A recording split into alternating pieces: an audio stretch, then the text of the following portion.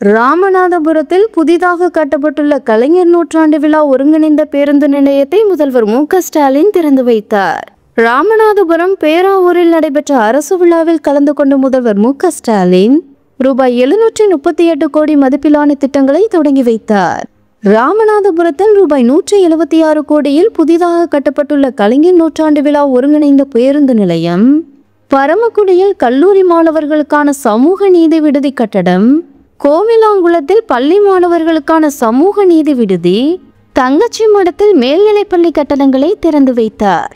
மேலும் ரூபாய் 134 கோடி மதிப்பிலான 150 புதிய திட்டங்களுக்கு அடிக்கல் நாட்டி 50,712 பயனாளிகளுக்கு ரூபாய் 426 கோடி நலத்திட்ட உதவிகளை வழங்கினார். இந்த விழாவில் அமைச்சர்கள் தங்கம் தென்னரசு, பெரிய கருப்பன், ராஜகண்ணப்பன் உள்ளிட்டோர் கலந்து கொண்டனர்.